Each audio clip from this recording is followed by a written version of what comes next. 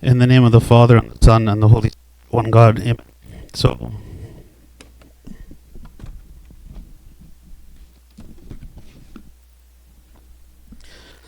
I think part of the thing that this game highlights is that we don't always mean what we say, and that we don't always communicate and express ourselves in the same way. And this is very personality based. And one of the disclaimers I want to make about this presentation is that even though I'm going to present things that are like trends, so for instance, men tend to be a certain way, women on average tend to be a certain way, but it doesn't mean that all men and all women are are identical to each other. It doesn't mean all women are one way or all men are a different way. But these again are average trends, and sometimes you'll actually have it to be switched.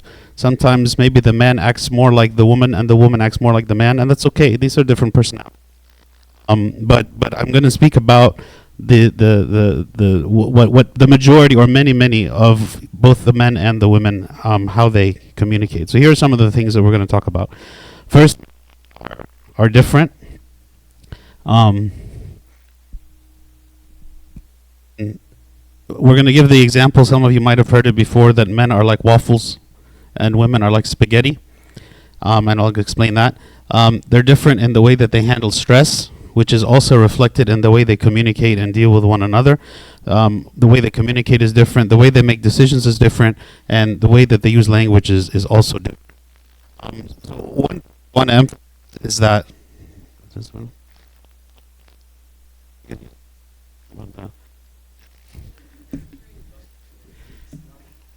One of the things I want to emphasize is that in the very beginning, when God created Adam and Eve, it says, so God created man in his own image. In the image of God, he created him. Male and female, he created them. So in the beginning, when God created human beings, he made the distinction that they were male and female. He didn't say he created some tall people and short people. You know, he didn't say he created some people who are strong and some people who are weak. He didn't say he created them based on any characteristic, except that the distinction was between men and women, which made it very clear from the beginning that there was a difference between men and women. Even though woman was created from man, and this is actually why she is called woman, because it says that she was created from the man, but the men and women are different. And since the fall, differences have been kind of a source of conflict, right? Even though men and women very much can complement one another and can help one another and can make each other better, but when our differences are kind of not sanctified, the differences actually can be a big source of struggle and conflict. And so this is something that we want to understand. And also, society tends to downplay these differences. They try to pretend like men and women are identical. They're the same in every way. But this is not true. You know, and if we try to pretend that it's true, it's actually we do ourselves a disservice and we have a more difficult time dealing with one another. How do you deal with a person that you don't understand? You know, we tend to want to believe naively that everyone is like me, right? Like children who are growing up, they make an assumption. Everyone is like me. All the other kids' parents are like my parents. All the other people are like me. All the other people like the same thing as me. And the same thing is true in marriage. We tend to think, when two people get married, they tend to think the other person is very similar to me, communicates like me, has the same hopes and desires and expectations like me. And so sometimes we communicate without understanding that the other person is going to receive our words differently than what we intend, right? Or we expect that they're going to read between the lines, and maybe I wasn't very clear in communication, but because I know what I'm saying, that they should also get it. Like in these examples where someone says there's something wrong, and they say nothing is wrong, right? You're saying something, but you mean something different. And so again, our goal is to be able to complete one another and to serve one another and to have harmony in our relationships, and not to have these differences to be a source of conflict, but actually a source of strength.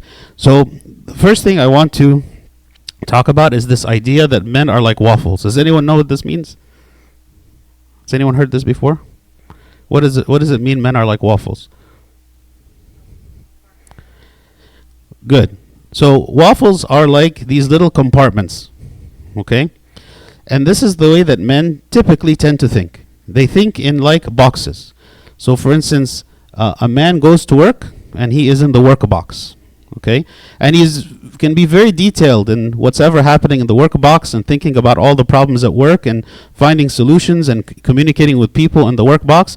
But when he's in the work box, he's only in the work box. He's not in any other box.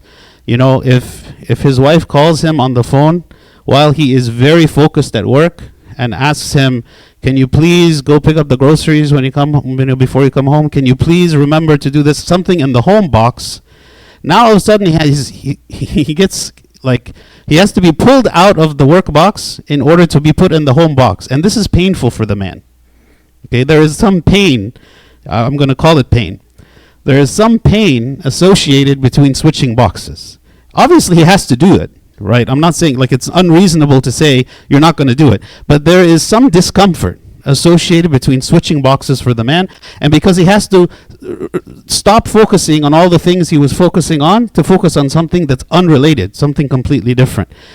Each box, just like a waffle, can hold its own syrup without touching the syrup in the other boxes. And men like to process life this way. Men like to process life as individual tasks that can be accomplished individually on their own.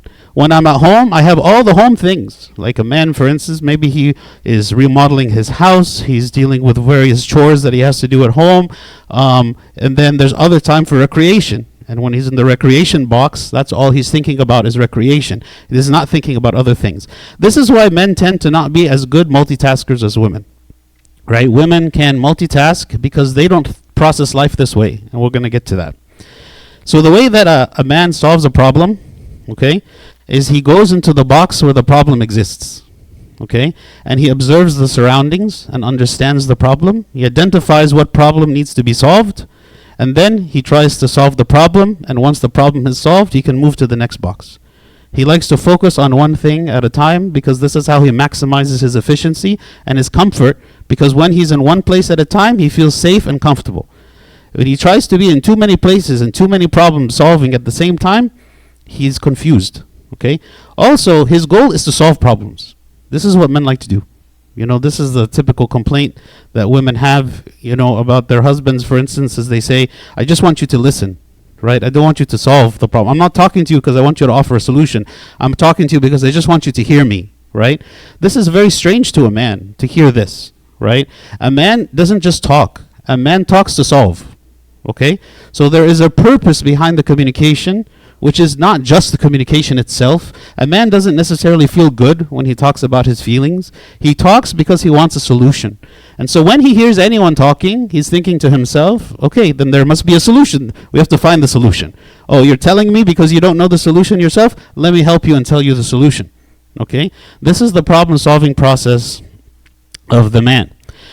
So he's very task-driven. Right? He's seeing the goal is to solve a problem, to complete a task, and this is like the number one priority.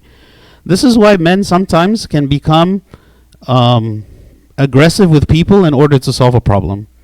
You know, they instead of thinking about, you know, how are my actions going to affect the people around me, instead maybe the focus tends to be more on what do we have to do to solve the problem? Like, it doesn't matter who's offended, it doesn't matter who's upset, we just got to solve the problem.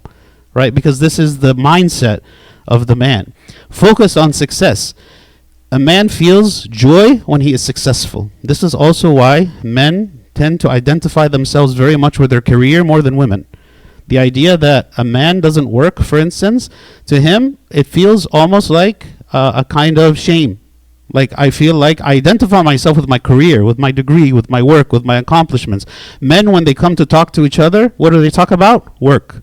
They talk about work a lot because each person is proud of what they do and they want to talk about it. This is because men are success driven and focus on tasks. They like to spend time in successful boxes and avoid the unsuccessful ones. Meaning, if I'm really good at a certain thing, I like to do that thing.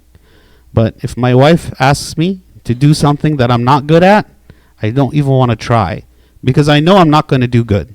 Like for me, for instance, like I'm not very good handyman, right? I don't like fixing things at home. I feel like I end up breaking more things than I fix. So if I'm asked to do something at home, I cringe, right? I don't want to do it. I'm afraid to do it because I feel like I'm going to fail, right? And maybe this isn't a good outcome. And it's not just that I'm going to fail because the outcome is going to be worse. I don't feel good about myself, okay, while I'm doing something that I'm not good at. This is another characteristic. They like to do the things, focus on the things they're good at, avoid the things that they are not good at. Okay, so this is for the men. Women are different, okay? We say women are like spaghetti. Spaghetti is extremely different from waffles, okay? Life is like, instead of it being a bunch of boxes that are all separated, life is like a collection of noodles that are all intermingled and intertwined together. They all connect to each other. There is no end of one and the beginning of the other. Everything is related to everything, okay? The noodles are mixed together and connected, and life is tied together in the same way. Thoughts, feelings, behaviors are all tied together. Right? So a woman can start with one topic, switch to another topic, switch to another topic, switch to another topic, all in the span of a few minutes. Right? And she can keep focus while she's doing all of this. And she gets surprised when her husband is overwhelmed. Right? Because for her, this is easy. Okay? And her emotions can also change very quickly.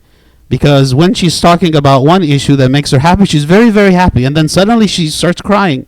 And then she switches to something else, makes her angry. And then switches to something else, like keeps constantly changing her feelings very quickly from one to the other. And her husband's looking at her like she's crazy, right? Because he doesn't experience life this way. He experiences things like there's one thing, we're going to deal with it, and then we're going to move to the next thing. She is like a roller coaster, okay? But this is also why women are better multitaskers than men, because they can focus on many things at the same time. They can be cooking and doing the laundry and cleaning the house and making phone calls and working simultaneously, right? Whereas maybe the man is looking at his wife doing this and he gets stressed out just watching her. How can you do all this at the same time? Whereas for the man, it's like, let me just focus on the laundry, make sure it gets done, and then once it's done, then maybe I could focus on the next thing. So, of course, it's less efficient, okay? But in his mind, this is how he prefers to deal with life. So the process for the woman is she takes one of these noodles or these issues and she follows it around the bowl of spaghetti until it reaches some end. But as she's doing this, it's intersecting with all these other noodles and it's going all over the place. You don't know where you're going to end up. You're going to end up somewhere, okay? But whatever you start with isn't necessarily going to go all the way to the logical end that it would have otherwise been with a man. And there's pros and cons to this. There's actually pros and cons to both. And I'm not trying to present there being one right way, but this is why there is a lot of conflict and confusion between the way we communicate with each other, because we look at life differently. And we are what we think is the right way to approach life and to approach problems are very different. Here's a hypothetical example I found of how we can see the spaghetti manifested in a woman. Okay? So she's talking to her husband and she says, I had a great day today. My boss told me that I've been doing a great job and he wants to reward me with a promotion. I'm so excited that I got the promotion because I thought for sure that they'd give it to John, not me because I'm a woman. You know, women have been fighting for a place in society for decades now, and it's good to see some progress being made. By the way, that's one of the things I really admire about you, the way you treat women that you work with and respect them so much. Oh, by the way, our daughter is so lucky to have you as a father, and she has a soccer game tonight, and I think it's really important that we both go because the Johnsons will be there and I really want you to meet them. Okay, thanks for listening. Right? Maybe this is an exaggeration, okay? Or maybe not, I don't know. But the idea is that she was able to connect one idea to another, to another, to another very quickly, effortlessly, okay? And for her, this was the natural way to deal with life and her thoughts. Whereas maybe for the man who is listening to this, he is exhausted by this. He can't focus on what are you trying to say? What do you want me to do? What is the problem that needs to be solved? You know, and even as she maybe is going through this, if she's talking about something that makes her very emotional, even to the point maybe where she starts crying, and then the husband is looking at his wife crying, he's like, what did I do? Did I do something? Are you upset with me? You know, this is actually something is, men tend to think that when their wives are talking to them about problems, that somehow, whether directly or indirectly, she's blaming him for it. Because in his mind, you wouldn't be telling me this unless it's my fault or you wanted me to fix something. Whereas in her mind, no, I just want to talk. I feel good talking. Okay, and we'll talk more about that. So the differences between the waffles and spaghetti. The men are task-based, focus on success, whereas the women, they are process-based and they're focused on relationships. Okay, relationships. For a man, he's very much focused on a task, something that has to be conquered, right? This is why men go to war, because they want to conquer, they want to win. The women, they focus on the relationships that they make in the process. They care more about the relationships than the outcome. Now, that doesn't mean that the women don't want to succeed. Of course they do.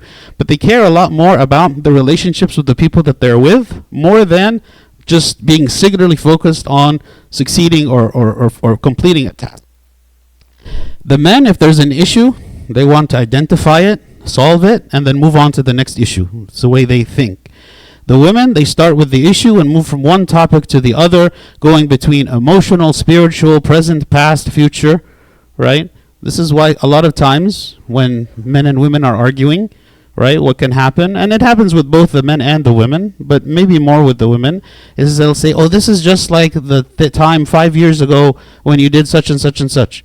It's like, that's not what we're talking about now, right? Like maybe that's not helpful right now, right? But in her mind, everything's connected. Right? There is no difference in her mind between what's happening now and what happened 5 years ago. It's all one thing because it's a noodle that's going around this bowl of spaghetti. The men are focused on problem solving, and the women, they care much more on communication. All right? Whereas the men are not as interested in communication. Now, again, there are some men very good communicators, right? But it doesn't come as naturally to most men as it does to the women. So I want to stop and ask, what problems can arise, do you think, from these differences? What do you think? Arguments. How do you think they're going to arise?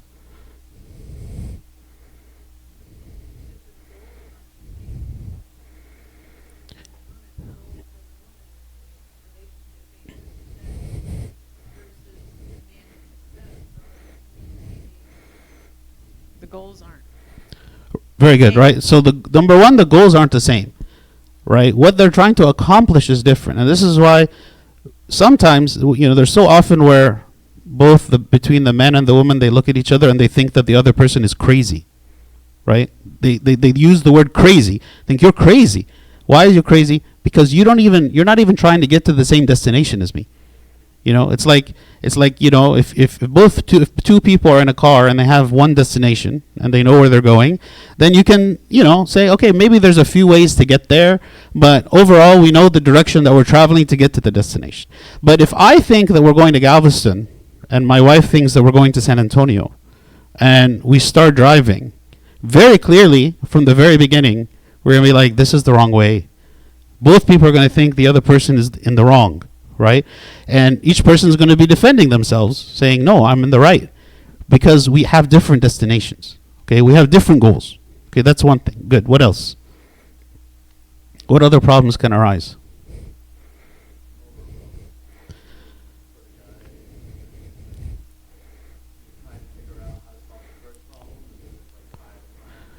Okay, good. So the guy, because he's task-based and he's like a waffle, he's boxes, right? He wants to solve a problem, and then once the problem is sufficiently solved, then we can tackle the next problem. But if you present all the problems simultaneously, right, or we start solving one problem and then immediately another problem begins to try to be addressed, he's paralyzed. He doesn't know how to proceed. He doesn't know what to do next, right? Maybe he's wanting to please his wife, and he cares about how she feels and what she wants. But he feels that the types of demands she's placing on him are unreasonable for him. He doesn't know what to do, right? He doesn't know how to please her. Okay, good. What else? Megan.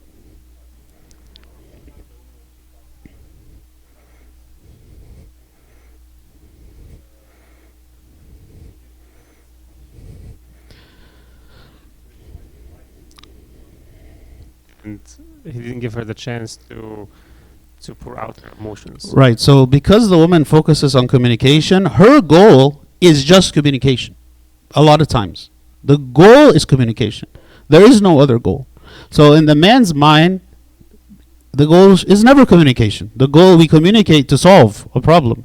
So when she's talking, he's like trying to parse her words, trying to figure out what is the problem here that we're trying to solve, and he can't find it. And so he gets frustrated and gets bored of this conversation. It's like, okay, okay. And or he thinks that, like I said, that she's just trying to blame him for something. When what she really wants is just to be heard. Just for him to be attentive, not distracted, listening to her, and empathizing with how she feels, and that's all. That's it, right? And that's very difficult for a man. It doesn't come naturally for a man, because he is very task-based and cares about solving problems. Okay, good. Was there another comment here? Okay. We'll keep going. Handling stress.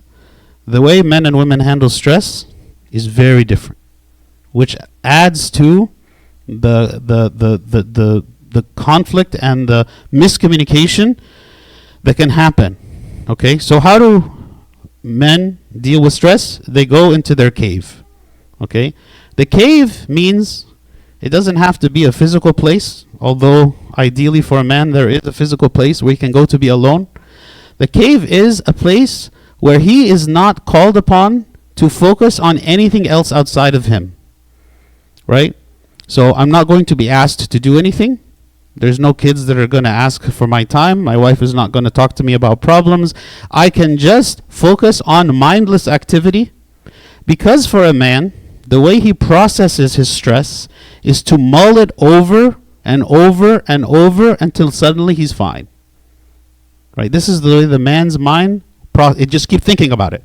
I keep thinking about it until I'm comfortable. It's like, okay, I figured out what I'm going to do. I figured out how I should see it. I figured out that maybe it's not as a big problem as I thought. I figured out what is my next step, and I feel more comfortable now. And then after I have processed it in the cave, I can then go out back into the world and engage with the world the way that I was before. Right? So the men become focused and withdraw from human contact. This is why men like to have game rooms. They like to go do fun things by themselves, that there's no responsibilities, and this is the way that they process, right? After a stressful day, a man wants a break. He wants to watch something. He wants to relax. You know, the example is like a man just laying down on the couch by himself with no one talking. This is the cave, right? I don't want to do anything. I just want time to decompress, right? To reboot, like Sharif said, okay? He likes to solve problems alone. He doesn't like to communicate. Communication takes effort from the man, right? It takes effort. So if I want to maximize my ability to solve a problem, I want to remove all distractions, okay? So I can be completely focused on how to solve a problem, how to deal with something that's causing me stress. When he gets upset, has a problem, or needs help, he doesn't ask anyone, right? He doesn't ask anyone. He just needs time alone to solve it, because he feels, and this is part of maybe the pride of men, is he feels that it is beneath him to ask for help. He doesn't want to ask for help. A man would rather figure out something on his own than ask for help. Why is it that men don't want to ask for directions? Why is it that men in the grocery store, when his wife says, why don't you just ask where this thing is? He's like, no, I'll figure it out. I'll find it. Right? He doesn't want to ask for help because somehow he feels that if he has to ask for help, he's like demonstrating vulnerability and weakness, and this is not what he wants. He doesn't want to show weakness or vulnerability. He wants to always be the one who has all the answers, who can solve any problem, who knows exactly what to do in every scenario, right? It doesn't mean men won't ask for help, but it's a last resort. If you look at the number of women, for instance, who are willing to go to counseling, much more than men, right? Because men don't want to admit that they need counseling, right? They want to think that they can figure it all out themselves. He cannot leave the cave until the problem is solved. And this is why, if it's a very big problem, you'll find that the man becomes withdrawn for months or years, because he can't process his emotions unless he is alone, right? It's a drain on him unless he is alone. He doesn't want any demands on him. He wants to just think and process and contemplate and mull over. Why is this helpful? For him, it's helpful.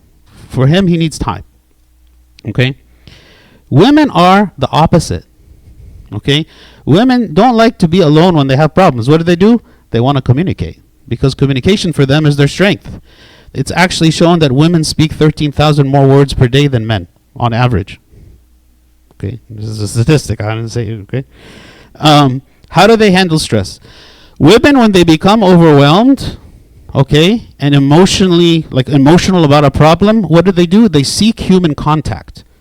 They want to communicate and share what they feel, okay, with another person, because this makes them feel comfortable, right? This makes them feel happy. This makes them feel heard and understood.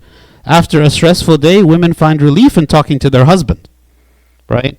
This goes back again to maybe the woman is coming to just share her emotions with her husband. Her husband can't figure out what she's really wanting. And so he is like impatient with her. Okay, she wants to talk to him. He is impatient with her. But for her, just the process of communication makes her feel better about the situation. Even though nothing has changed, even though no decisions have been made, nothing. Right? This would can frustrate the man because he's not used to this. He don't understand. That's not how he lives his life. Okay? He wants to find solutions, and once he finds solutions, then he feels better. For her, just talking about it makes her feel better.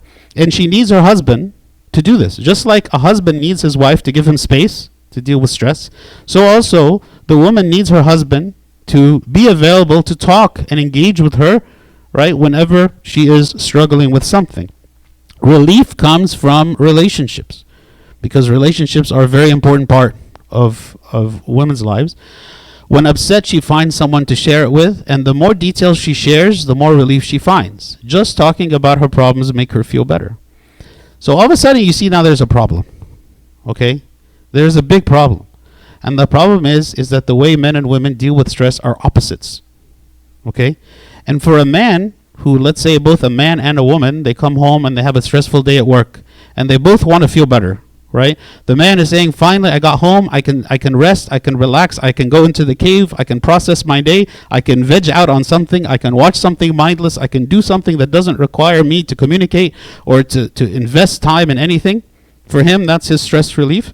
And the woman also coming home from a stressful day says, finally, I came home, now I can talk to my husband. Okay, so, well, that's not what he wants.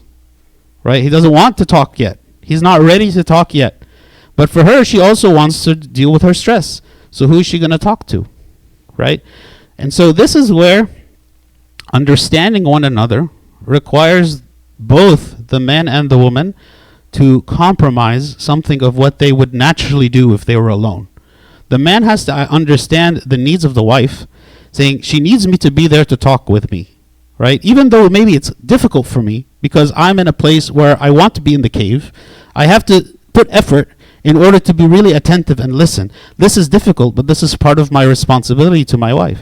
Same thing with the wife. Maybe I want my husband to be more present so I can just talk and talk and talk to him, but at the same time I have to understand that for him this is difficult, and he needs time to just be alone first. He needs time just to kind of decompress first, and then I can engage with him, right? So there is two dynamics that are happening here that are opposite to one another that can cause a lot of conflict. Also, the woman, when she sees her husband separating himself, right, she thinks, oh, well, there's something wrong. Why doesn't he want to talk to me? Why is he angry with me? Why don't you like engaging with me and talking to me and do this? Because in her mind, like when two people love each other, we talk. But the man is not talking, right? So she thinks there's something wrong. When in his mind, it's like there's nothing wrong. There's nothing wrong. I'm really fine. I need to be alone.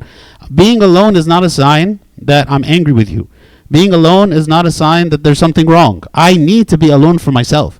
The woman has a difficult time understanding this, because for her, that's the opposite of what she would do if she was also in a similar situation. She would run to people. She would get on the phone and talk to all her friends. She would share with all of her group of friends everything she's struggling with. And so when she sees her husband is not wanting to do this, what does she feel? It's like, you're distant from me. You don't care about me.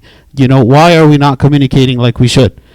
So the way we deal with stress, because it's different, it can actually cause additional stress, right? I'm already coming stressed and I'm already tired, and then the home situation causes additional stress because the place that's supposed to be the place for me to relax, or the place for me to find comfort, is actually a place where more stress, all right? More stress comes. So the differences again between the men and the women. The women find their the men find their self-worth comes from the ability to achieve, okay? And the women find their self-worth comes from relationships. The men tend to hide their problems as they're a sign of weakness. They tend not to communicate. They tend not to reach out and communicate with other people when they are struggling or when they are stressed. Whereas the women, they don't shy away from talking about their problems because that's how they seek relief. Okay? So what are some of the problems that can arise from these differences? What do you think?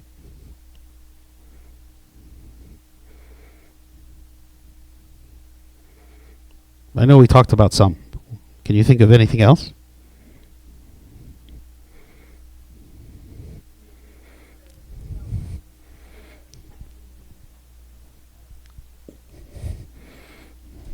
Thank you.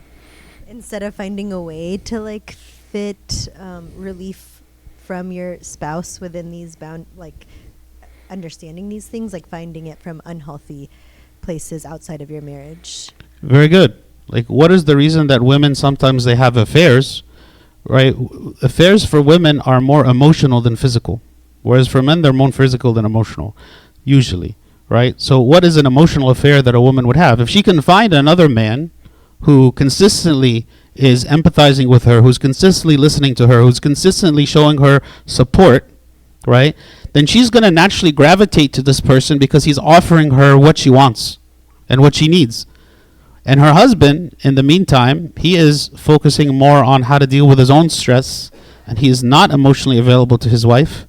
So maybe over time, something like this can very gradually creep in and start being a problem, right, in the marriage. Even if it's not an affair or going to another man, but if, for instance, the woman is finding that the only people who are offering her emotional support are her girlfriends, and then she ends up finding herself just wanting to go out with her friends all the time because they're the ones providing emotional support. And the relationship between the man and the woman gets harmed because of that over time. Okay, good. Anything else?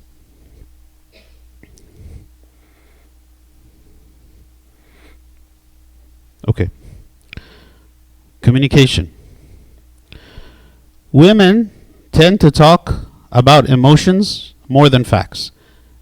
That's not to say that women cannot speak facts. Obviously they can. Okay? But they tend to include more emotional language and emotional words in their communication than men. They talk to establish relationships and connect with others. This is why women tend to be a lot more, soft in their language. They tend to be, their language tends to be nicer, sweeter, not just about here's the information and the facts that we have to communicate and that's it. Right? The intent when women communicate is the intent to create a positive emotion in the person they're talking to. So if I'm talking to a person, I'm thinking, okay, what can I say to make this person feel good? What can I say as a compliment to help this person feel good about themselves or to have a positive relationship building conversation between me and this person? The immediate concern, again, is not just let me talk to this person because I want to solve a problem. Let me talk to this person because I need something from them. But let me communicate in a way that demonstrates connection and relationship. Men, on the other hand, okay, they tend to talk about information and facts more than feelings because men are problem solvers. And so their communication is reflected in that. When men talk, they want to get to the bottom line. They want to say, okay, what are we trying to get to? I'm not really interested in having a relationship with you. What I care about is the task that I'm trying to solve. What information do you need to give me? What information do I need to give you to solve this problem? Okay? So their language tends to be more fact-based. Again, this can cause problems, right? What kind of problems can arise from this? Well, so if the woman is trying to communicate emotions, right, then maybe she'll say things that are factually inaccurate or exaggerations in her communication, right? But they're expressing an emotion, not expressing a fact. For instance, when like a woman say, you never spend time with me. Okay, well, the word never implies never. Like it has never happened. It does not happen ever that you spend time with me. What is she expressing? She's expressing that we should spend more time together. I feel like we don't spend enough time together. She's using the word never, not to mean never. She's using it as an exaggeration to communicate her emotion of feeling neglected. What does the man hear when he hears this? It's like, well, the word never. It's like, 2 weeks ago, we spent time together. That's what he's going to say. Because he's refuting what is it that the woman said. But he's refuting it because he's not understanding what she meant when she said never. He heard the word never as being a factual word that has a certain meaning, and he's providing proof and evidence that what she said was false. And so he feels, I defended myself. What you said was wrong. And so he invalidates how she feels. He walks out of the argument feeling like he's victorious because what she said was wrong and I was right. And there was no communication that happened between the two of them. Each one is saying something different than the other. She is trying to say, we need to spend more time together. He is trying to say, stop blaming me because yes, we did spend time. Okay? They're not on the same page together. Okay? The way that they're communicating. So, and this also goes to the game that we played at the beginning, right? When we say things, we mean different things, right? And maybe we don't say things clearly enough. One of the problems in communication. We don't say what we actually mean, okay? This tends to be more for the women because, again, women are communicating emotion through words, whereas men are maybe more focused on the facts.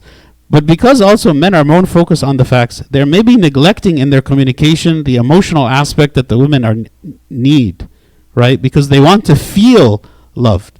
Like in a man's mind, it's like, okay, we're married, and so that means we have a relationship, right? It's a fact. Whereas in the woman's mind, no, we have to renew our relationship. We have to feel like we are connected and communicate together on a regular basis. And this is the evidence of our relationship, not just the fact that we are married, not just the fact that we live together, not just the fact that we do things, like together as a family. So that's something important. We have some videos here I want to show you. Look, I'm not going to click it. Okay. Yeah.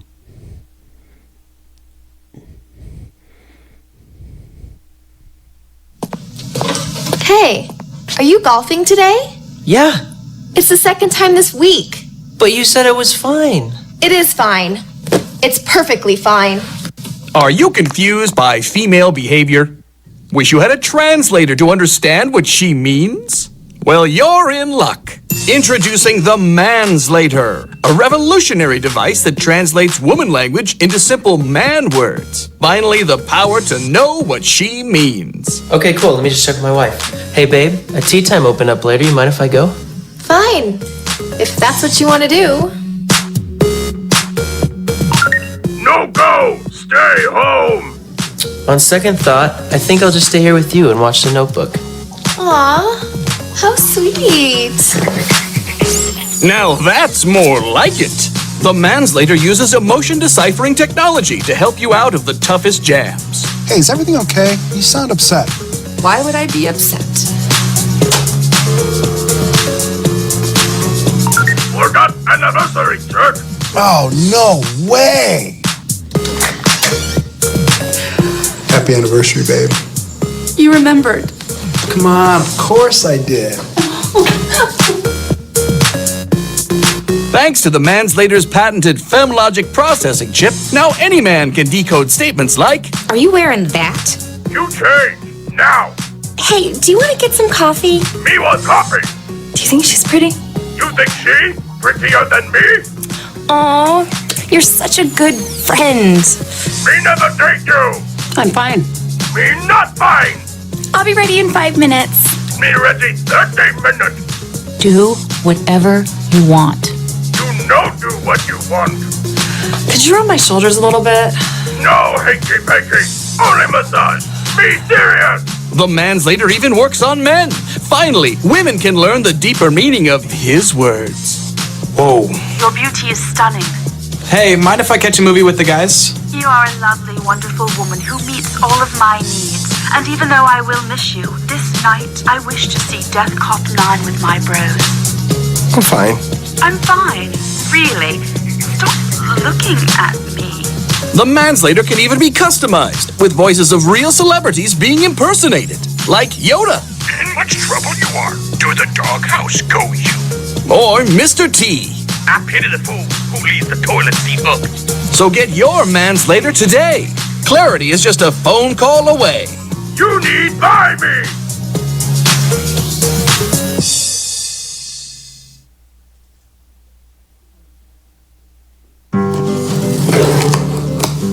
Hey, are we still going out tonight? Yeah, I just need a minute. All right, I'll go get ready. Hubby vision. See the world through your husband's eyes.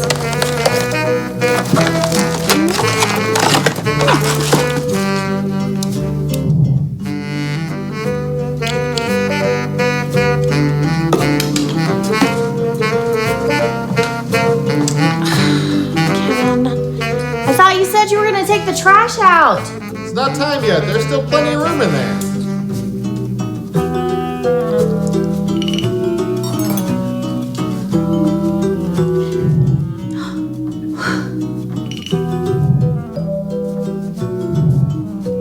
You work.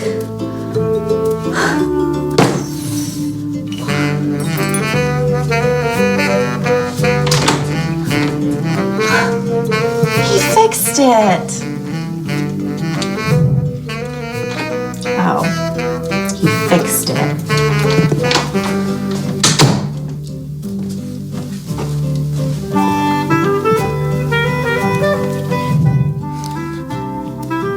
I taught him well.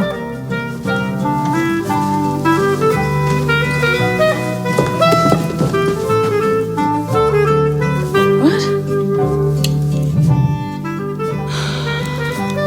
Kevin.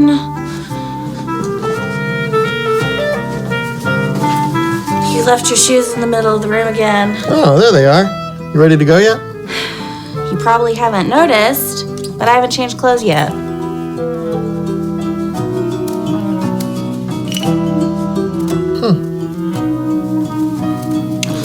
Whoa, look at the walls. There really is a difference between pebble gray and driftwood. Hey, honey, have you seen the walls? Did you know these pictures are crooked? Nothing fits. Everything looks terrible. Let's just go eat dinner.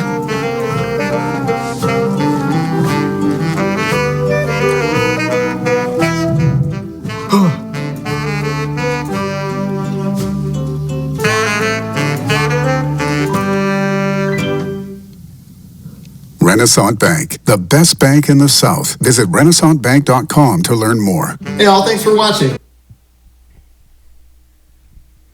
So I think you get the point.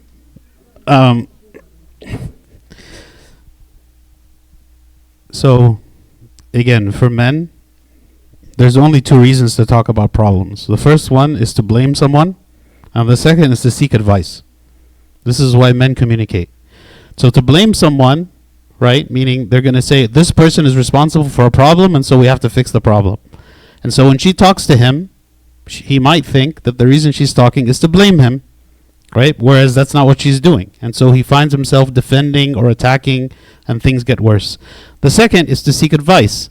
And so because she's talking to him, he is offering advice, thinking that this is what she wants. But again, she doesn't want to hear that these are the solutions to the problem. She just wants him to listen. Solutions make men feel better, and so they assume that solutions make women feel better. But this isn't, again, what the women are looking for. They want to just be heard. This last video I'm going to show you as well, which kind of also is a funny video that shows this problem. Some of you might have seen this before.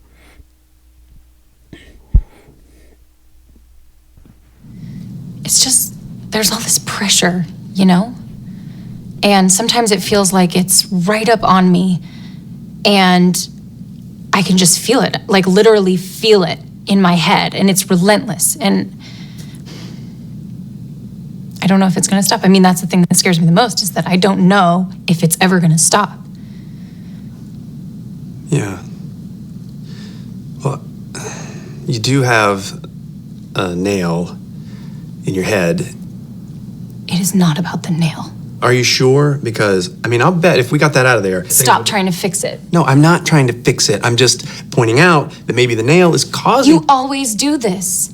You always try to fix things when what I really need is for you to just listen. No, see, I don't think that is what you need. I think what you need is to get the nail See, you're out. not even listening now. Okay, fine. I will listen. Fine. it's just, sometimes it's like there's this achy, I don't know what it is. And I'm not sleeping very well at all. And all my sweaters are snagged. I mean, all of them. Yeah, that sounds really hard. It is. Thank you. Ow! Oh, come on. Ow. If you would just... Don't... Try to... So what do you think is a solution to this problem?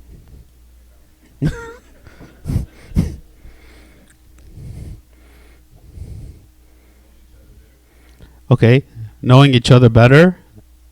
So what does that look like? Treat communication like a task. Oh, treat communication like a task. But if you do that, I think the woman is going to not feel there's any kind of real empathy behind what you're saying.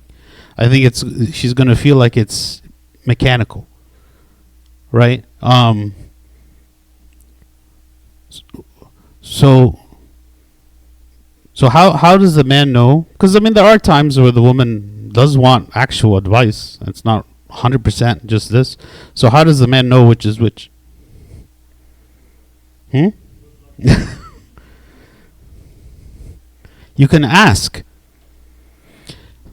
So men are not as intuitive as women, and sometimes women feel like they want their husband to know how they're feeling or thinking, but a lot of times the man has to ask, like, what do you want?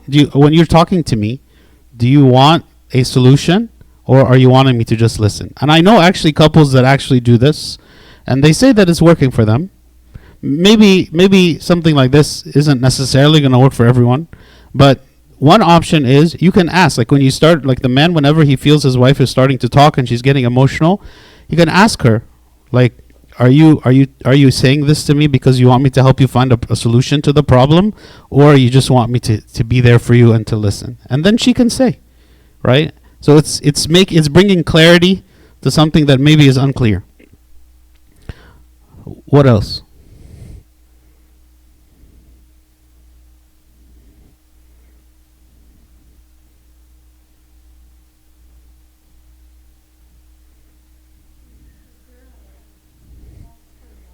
The husband's mind, so maybe there could be like time for a wife box. Yeah, and then the woman can have. I mean, that's no noodles or something. Yes, I mean there definitely has to be time for the wife. Maybe this is similar to what the Sharif was talking about. Like make time to make it a task, to make it a something intentional that the husband is doing every day.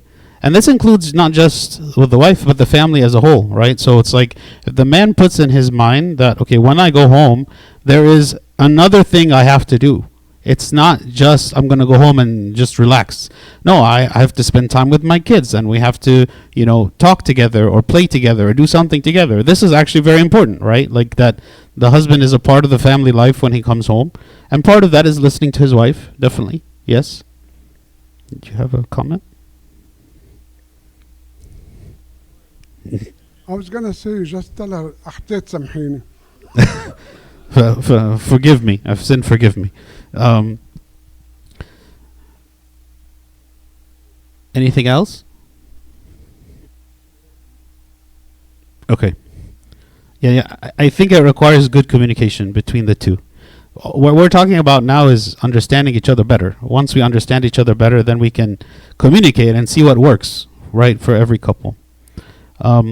Making decisions, okay? Men, again, these are general statements, right? Not every relationship is like this, but men tend to analyze quickly and want to make fast decisions because task completion is important.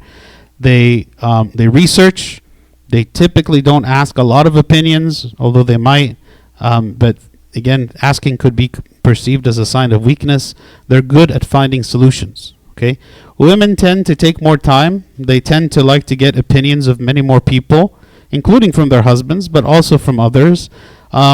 And husbands think women want husbands to tell them what to do and get upset when they don't do it, right? So like sometimes when the woman is talking to her husband, the husband thinks that, again, she's looking for a solution, she's looking for an answer. It's like, yeah, just do this and this and your problem will be solved. And then when she doesn't do what he said, he gets upset, okay? Women are also good at giving their input about certain problems, but the way that the decision making is made tends to be different. Maybe the speed at which the decisions are made, the risk tolerance, the amount of research that goes into something, the number of people that we ask or to get opinions of. And so it can be, in some cases, where between the man and the woman, that their decision making is different. I'll give this example of shopping, okay? So men are task oriented, and so the goal is to purchase an item that meets the need that they have. And the large focus is on research and comparison. So you study, you look at the different products that are being sold, and you decide which one is the best one. Men shop to buy what is needed, okay? Women are process oriented, and the goal is to have the shopping experience, okay? This is why women enjoy shopping, right? Men typically don't enjoy shopping. Men shop in order to buy something that they need. Whereas a lot of women enjoy shopping because shopping is fun for them, okay? This is maybe different than men. There's a large focus on feelings, on intuition, on the enjoyment of the experience, on maybe buying things that are not as needed but make the person feel good. Women like to shop for the sake of shopping. So again, there's a difference between the way we do things. Maybe also in the amount of money that people are willing to spend. There can be a difference between the man and the woman. So all of these things, again, could be a source of conflict that require clear communication. You know, what are we doing? Why do we need it? You know, what is the goal? What is the budget? You know, things like that. The last point I want to mention is the use of language, right? And I mentioned this before. Women use words to express emotion. So it says one day Mary brings up the issue that Tom has been too busy to spend time with her. She says, "We never go out together." As a result, Tom bursts out in anger, reminding her of all the times they did go out together and all the things he's been doing for the family. This is just like the example I mentioned before. Mary does not actually mean never literally, but is expressing an emotion. In Tom's mind, however, she actually means never and gets frustrated about her using this word. Maybe he feels that she is downplaying all that he has done, that he's saying about him that he never does anything good, and so he feels attacked by her when she's using that word, but maybe that isn't what she actually means. So being accurate as much as we can in our talk, in what we mean, being clear is also very important, whether it's coming from the man or coming from the woman. Men, instead, they use words to express facts. Tom is overthinking an issue at work. Mary senses Tom's tension and asks what's wrong. Tom replies, "I'm fine, don't worry about it." Mary interprets this as a sign that things are not fine and that she needs to interrogate him further to find out what's wrong. She keeps questioning Tom until he gets angry. So in his mind, he wants to just sit and process a problem that he's having, whereas she's not giving him that freedom to just stay by himself, and so this is causing him more stress. When Tom says, "I'm fine," he actually means that he is fine and wants to deal with this problem alone. Should he be in the mood to talk and ask for solutions, he'll let Mary know when he feels like it. Mary doesn't understand this, which leads to frustration and anger from both sides. So this is just kind of an overview of some of the differences in the way the communication is between men and women. Of course, there's more, but this is kind of where I'm going to stop for today. Men and women are different. Men are like waffles, being very compartmentalized and task focused, whereas women are like spaghetti. Handling stress, there's differences, communication differences, differences in making decisions, and differences in the way that we use language. Is there any questions or comments? I think there was. Did anyone submit anything in this?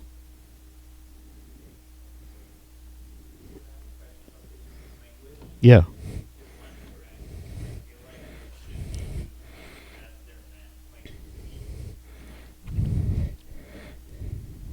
Like between the men and the women thing, like not to be men preferential or anything, but it seems like words should be used for what they mean.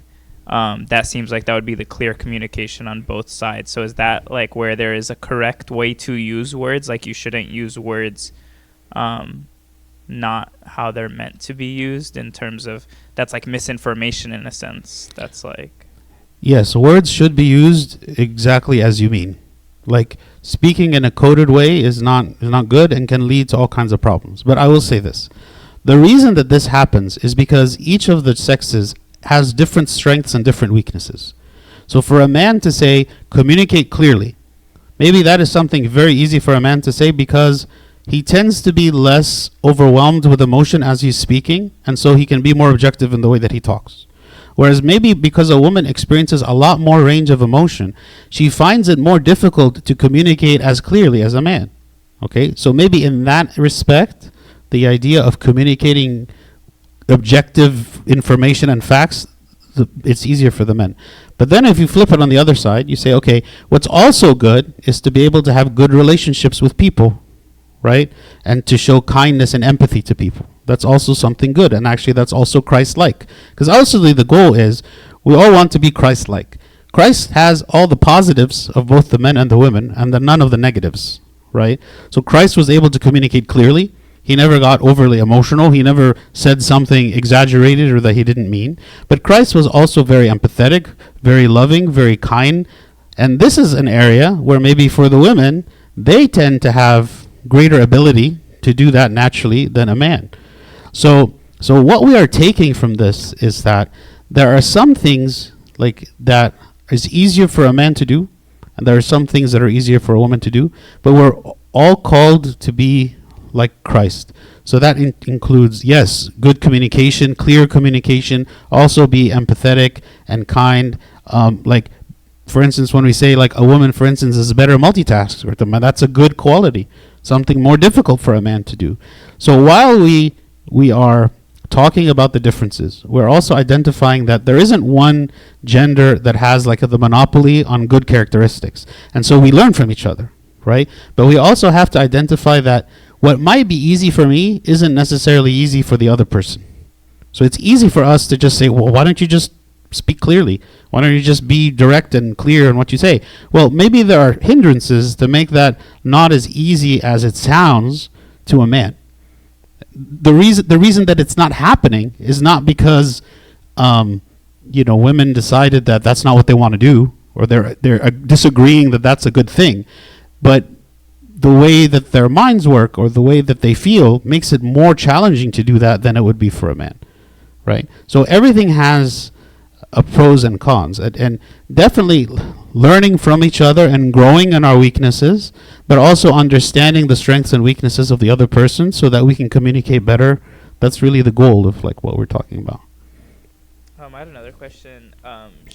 Should you accommodate insincerely, if that makes sense? Like, pretend like you don't actually miss the person, but you'll say like, I miss you, because you know that person wants to hear that.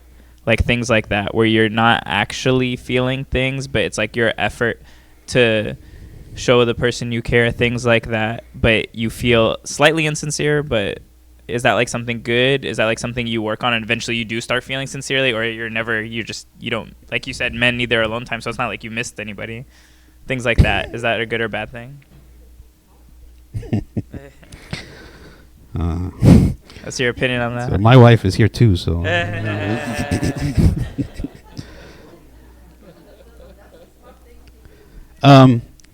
This is what I'll say. Choose what you think is the most loving thing, and if it's not 100% where you are now, work to try to get there. So for instance, if you find that if you find that the way you're acting, let's say, toward your wife, there are certain things that you agree are good and that should be done, but you're doing them coldly, right? Like you're doing them without any emotion. To ask yourself, why? Why do I not have any emotion as I'm doing it? And try to cultivate that emotion. So I'm not going to say that you're going to tell your wife, like, no, I don't miss you at all. No, like that would hurt her. And that should also not be like, if you look in yourself and you find that you don't miss her at all, that should be like a question for yourself. It's like, okay, what is it that's keeping me from missing her? And how do I grow in that? You see each other every day. Man, even when you see each other every day, part of the reason that we don't miss each other is because we take each other for granted, right? Like if you knew, for instance, that God forbid, but that there would be something that could prevent your wife from ever coming home again, The way you feel for her is going to change, because now all of a sudden she's not a given. She's not like, yeah, I'm going to see you today and it's no big deal. We tend to have less emotions to things that we've taken for granted and we just assume are normally part of our normal day. So maybe part of it is like, if I ask God to help me to be more thankful for my wife, to be more appreciative of my wife, to focus more on the things that she's doing that are good, and how I'm thankful that she is with me, that can cultivate some of that emotions that maybe you're speaking about are not there. So I'm not saying that you're going to miss her as though like, okay, you haven't seen her for 50 years, but ask yourself like, if she wants, like, because obviously she feels it. If she's asking, do you miss me? That means that she feels it, right? So why is it that she feels it and you don't, right? So something that maybe I can ask myself, if I try to be more appreciative of the good things in her, then maybe I will have more emotions toward her. Yeah. Anything? Yes. I want to say something that helps with communication is getting involved in each other's daily tasks. Like, if you're separated 8 hours a day at work, find out about their work, who they work with, how is their day. That way you have a better understanding of their day. And this is very important for the man, because he has a lot of pride in his work and cares a lot about his work. So when he finds his wife asking about his work, it's something he enjoys talking about, and it makes him feel connected to his wife, specifically that point. There are a couple of questions that were sent here. It's like, why did God create us differently, and how do these differences help us in our salvation with Christ? So these differences between us were not meant to become obstacles. Like, when God created us in the garden, everything was perfect. And when God created us, he created us to complement one another. So yes, we were different, but these differences were not a source of separation. They were a source of complementing. There was a source of us adding to one another. And a means of which that men and women would show love to each other is because each one would give what the other lacked. You know, like, how do we know that God loves us? We know that God loves us because he created us with needs, and that he is the one who fulfills the need. Even in the garden. Like, for instance, he could have created man so he didn't have any need of food, right? He never gets hungry. Okay, but he didn't. He created us to get hungry, and then he provided the food. Like, he created us in need of relationship, and then he created the relationship when he created Eve from Adam. He created in us a desire for purpose, to have a purpose, and then he created us to have dominion over the earth and to go and subdue the earth. So every need that God made, he created a way for it to be fulfilled. So even the relationship, when God said it is not good for man to be alone. So the concept of marriage actually existed before the fall. It is not good for a man to be alone. So why is it? Because each human being had a desire for connection to one another. And so the way that love is communicated, just as it was communicated between God and man, in the sense that he is fulfilling the needs of man, so we see God as a good being, as a being who satisfies and fulfills us. So also we should see the same in our spouse, that we feel the love of our spouse because they are offering us what we are lacking. So for instance, if I am lacking in an area and I see my spouse is offering it to me, this is an act of love. That is the way that these differences were intended to be, not as a source of conflict, but as a source of mutual offering of love to one another. But after the fall and the corruption of man, our differences became a source of pain. Now, instead of it being a way for us to communicate love to one another, a lot of times it just became a source of difference, a source of conflict, a source of misunderstanding. And that's why they cause all kinds of struggle in relationships, in marriage. So the sanctified way, and the thing we haven't really talked about, but the sanctified way of approaching marriage, right, is through the Holy Spirit. Is how is it that God, who is present with us in the relationship, going to heal these differences, make us to illuminate our minds to understand these differences, and to restore us back to the way that things were before. Not that we become identical, but that we understand each other and that we are able to serve one another and to offer love to one another in the way that the other person needs to understand. So God did create us differently, But he created us differently as a way to actually allow the relationship to thrive by offering mutual love and respect for one another, by offering what the other person is in need of. Unfortunately, it became then a source of conflict, and that's what we're trying to get back to. We're trying to get back to how things were before in the garden through the work of the Holy Spirit on our relationships. The other question is, why wouldn't the girl in the nail video want to remove the nail and see if the pain goes away? Well, so again, right, is the idea that I don't want the solution, I only want to talk, okay? Is that good? You know, we can ask the question, is it good? There are some things that, again, the woman is better at than the man, and there are some things that the man is better at than the woman. If the woman accepted the advice of her husband and said, you know what, you're right, I'm just going to take the nail out, she would be better off, right? She would be better off for it. But if the woman is unable to receive this advice for whatever reason, okay, because that's part of her makeup, she's unable to receive the advice, then what is it that I can offer her? Well, at least I can offer her empathy, right? Even if she is rejecting the solution. Would it be better if the woman accepted the solution? Of course. It would be better, right? But there are times where, back to what I was saying before, we each have different weaknesses. We each have different perspectives on the world. We each have our own emotions and our own thoughts that make us able only to communicate in certain ways or to think in certain ways. While I am in my current state, while that woman is in her current state, offering the solution is not helpful to her because she's rejecting it. So at least I can be empathetic, and the husband can understand this about his wife. Like, okay, what she needs from me now is just to be empathetic.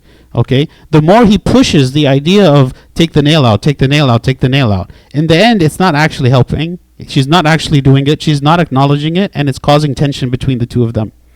But if she were to look at herself wisely and say, you know what, even though, yes, I'm upset and I feel this way and I want to communicate this to my husband, but I also think my husband does have the solution, and it is to take out the nail, and so I'm going to do that.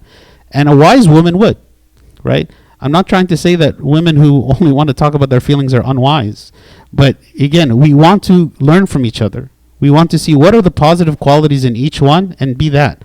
The woman to try to be more logical and the man to try to be more emotional. Right? It's something good. And Christ, again, had both. He was perfectly logical and perfectly emotional. He could empathize with anyone. He showed love and compassion to anyone. He healed the sick. He touched the lepers. Right? But at the same time, he was perfectly logical. And he never let the emotion cloud his wisdom. He never said something that was unclear. He never said something that was false. He said exactly what he meant. So when you look at both in the men and women together, we have his qualities. We learn from him, and we try to grow in the qualities that we are deficient in. Any other questions? Yes. So what if we switch it to where the woman, apparently the man goes into the cave and thinks. What if we switch and the woman will go into a cave and think, trying to learn from that, and then the man would learn also why is it important to share feelings? You know, kind of not knowing why the other does it that way, to attempt to do it maybe could clear some confusion or just give clarity what's happening. Well, the way the mind's man works allows the cave to be a beneficial place for him. But it wouldn't necessarily be the case. Like if there's a woman who the only way she feels relief is by communicating. If she tried to go into the cave, she wouldn't feel satisfied. And actually she would be like, I have no idea why this is beneficial for you. Right? Like it doesn't help at all. Right? And the same thing with the man. Like I can speak to you from the perspective of the man, right? If I'm stressed and then I have like all these people wanting to talk to me about my feelings, like that makes me more stressed. Right? There is no amount, like if I could keep doing that for years and I would never feel better. Right? That's just, I don't know. That's just how it is. So the reason the man does what he does and the reason the woman does what she does is because those are the natural stress relieving activities. And if you try to swap it, you're not going to learn it because it doesn't fit you. It's like you're taking a medicine for a disease you don't have, right? It's not going to help you. It's not going to add anything to you. So the best we can do is to at least acknowledge that the other person is different than me, the other person has different needs than me. How can I satisfy their needs without trying to change them? And that's the other thing. Sometimes our focus is all, I want to change my spouse. Why? Because I think my way is the better way, so I want to change them to be more like me, right? But that doesn't work, right? If there is a good quality in me that my spouse should adopt, it needs to come from them. They need to look, like they need to be like, you know what? I realize that trying to be more objective and solving a problem is actually beneficial, so I'm going to do that. Or the man would say, I realize that being more empathetic can help me have better relationships with people, which makes life better. That's something that I need to learn over time by observing the behavior that maybe is foreign to me, that is difficult for me to do. But the thing that's stress relieving is very personal, right? Like I can't force myself to be relieved by an activity that doesn't relieve me. Okay. I think that's all the questions. Okay.